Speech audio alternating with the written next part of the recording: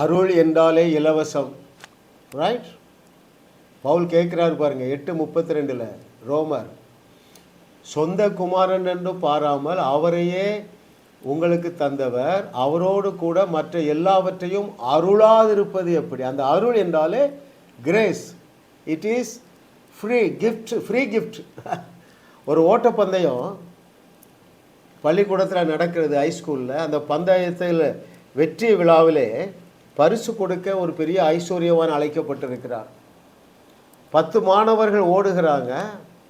முதல் 3 மாணவருடைய பெயரை அழைத்து அந்த பள்ளி நிர்வாகம் பரிசு கொடுக்கிறது. ஏனென்றால் அந்த 3 பேரும் அதற்கு தகுதியானவர்கள். கடைசியில் ஒருத்தர் வந்தார் பாருங்க, அந்த நபரை கூப்பிட்டு இந்த செல்வந்த தன்னுடைய கையில் இருந்த வைர மோதிரத்தை கழட்டி கொடுத்தார். அது கிரேஸ், அது அருள். அப்படித்தாங்க அந்த அருள் தான் நம்மை அவருடைய பிள்ளையாக மாற்றிற்று இல்லையா? கிருபையினாலே விசுவாசத்தை கொண்டு ரட்சிக்கப்பட்டீர்கள், அது உங்களால் உண்டானதல்ல, தேவனுடைய அருள் கொடை. ஒரு நல்ல செய்தி சொல்லட்டுமா?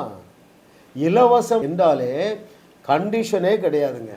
There is no condition. அப்போ கிரேஸ், அந்த அருள் என்றாலே there is no condition. All the conditions have been fulfilled on the Calvary cross by our Master Jesus Christ according to the sovereign wisdom of the Lord. அவருடைய அனந்த ஞானத்தின்படி உங்களை முற்றிலுமாக தகுதிப்படுத்தவும் உங்களை முற்றிலுமாக வல்லமைப்படுத்தவும் அவருடைய குமாரனையே பலியாக்கினார். அது அவருடைய சுத்த கிருபை. எழுதி இருக்கிறது, ஏற்றுக்கொள்ள வேண்டியதுதான். நம்மளால் புரிந்து கொள்ள முடியாது. சிலர் அநியாயமாக கேள்வி கேட்பாங்க, எப்படி அங்கிள் 2000 வருஷத்துக்கு முன்பதாக சிந்தப்பட்ட ரத்தம் 21ஆவது நூற்றாண்டில் வாழுகிற என்னுடைய பாவத்தை மன்னிக்குமா? கண்டிப்பாக மன்னிக்கும். மன்னிக்கிறது. இதை விட ஒரு ஸ்டெப் அகடு போய் ஜீசஸ் சொல்கிறாருப்பா, எப்பா நான் உன் பாவத்தை மன்னித்தேன், இப்போ நீ தேவனாய் இருக்கிறதுனால நீ யாருடைய பாவங்களை மன்னிக்கிறாயோ அவருடைய பாவங்கள் மன்னிக்கப்படும். அது கிரேஸ் தானே. சொந்த குமாரனோடு கூட எதையும் கொடுத்துட்டாரு, மற்றவருடைய பாவங்களை மன்னிக்க அதிகாரத்தையும் வல்லமையும் கொடுத்துட்டார்.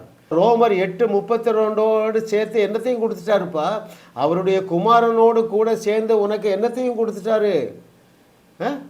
பூமிக்கு உப்பாக இருக்கக்கூடிய ஸ்டேட்டஸை கொடுத்து விட்டார். பூமிக்கு ஒளியாக இருக்க வேண்டிய ஸ்டேட்டஸை கொடுத்துட்டாரு. உனக்கு மரணம் இல்லாத ஒரு நித்திய நிரந்தரமான வாழ்க்கையை கொடுத்துட்டார். அதைத்தான் பவுல் அழகாக எழுதுகிறார். எப்போ சொந்த குமாரனையே கொடுத்துட்டாரு, என் வாழ்க்கையில் ஒரு நன்மையும் குறைவுபட வேண்டிய அவசியம் இல்லை. அப்போ உங்களுக்கு ஒரு கேள்வி வரும், இவ்வளவு வெளிப்பாடு பெற்றான பவுல் ஏன் அந்த கஷ்டப்பட்டா, ஏன் அடி வாங்கினா? அங்கே தான் நம்ம தலைவர் ஒரு மிஸ்டேக் பண்ணிட்டார். According to my understanding. சரி, எலிமா ஊழியத்துக்கு தொந்தரவு செய்கிறான். அவன் எப்படி அந்த பிரச்சனையை சால்வ் பண்ணால்? அவன் கண்ணை சில நாட்கள் குருடாக்கி இவனை அடிக்க வருகிறாங்க. எந்த ஞானத்தை மறந்துட்டான்? நான் பேசினா போதும், இந்த கையை இங்கே தான் நிற்கும், ஒரு 100 செய்தியை கேட்டால் ரட்சிக்கப்படுவான். ரைட்? ஏனென்றால் அது அவருடைய கிருபை. சொந்த குமாரன் என்று பாராமல் அவரையே நமக்காக தந்த தேவன் நம்முடைய நாவலே சூப்பர் நேச்சுரல் பவர் வச்சிருக்கிறாரு. உங்களை ஒருவரும் தொட முடியாது. ரைட்?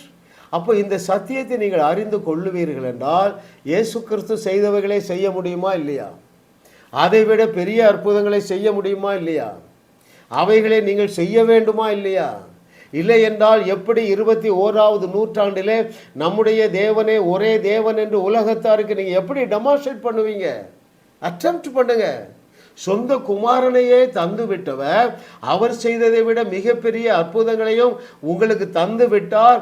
அந்த அற்புதத்தினாலே நீங்கள் நிரப்பப்பட்டு இருக்கிறீர்கள்.